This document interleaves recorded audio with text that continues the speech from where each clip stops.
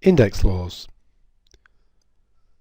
The first law is that a to the m multiplied by a to the n is equal to a to the m plus n.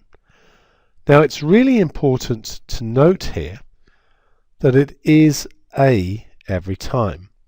It's the same number in all three cases.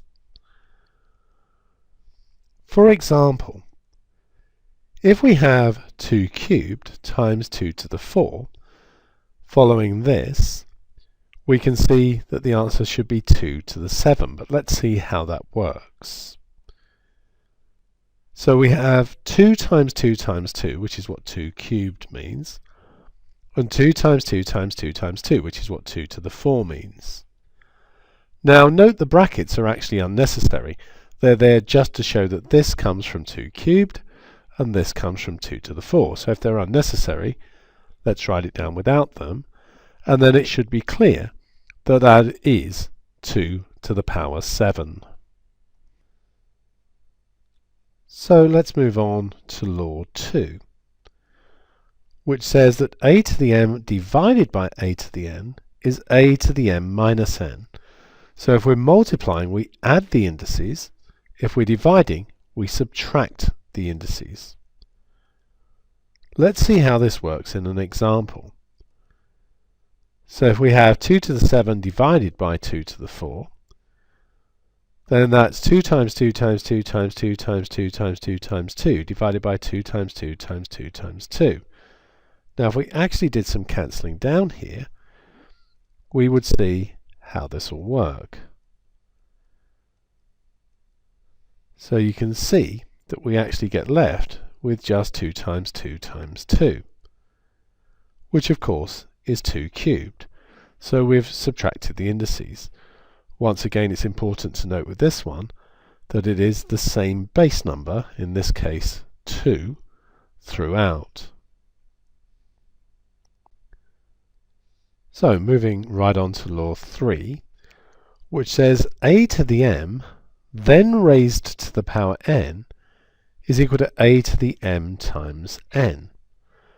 And of course, since m times n is the same as n times m, that could just as easily be a to the n to the power m. Let's have a look at an example here. Let's suppose we had 2 cubed and we raised that to the power 4. Well, we know what the power 4 means. So what we're going to have is 2 cubed times 2 cubed times 2 cubed times 2 cubed. Then we apply law 1. So we'd add the indices here, then add the indices here, and then add the indices again. So 3 plus 3 plus 3 plus 3, giving us 12. So move on to law 4, which says a times b all to the m is the same as having a to the m and b to the m. And also here we have that a divided by b to the m is a to the m divided by b to the m. So the point is, in both of these cases, that the index applies to everything inside the bracket. So if we have 2x all cubed, that means the 2 gets cubed and the x gets cubed, but of course we know that 2 cubed is 8.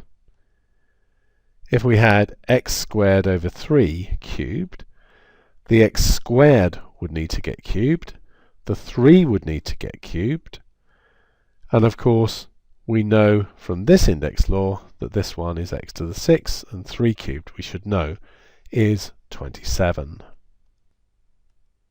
Now let's look at law 5, which says that a to the power 0 is equal to 1, and that always applies provided that a is not 0.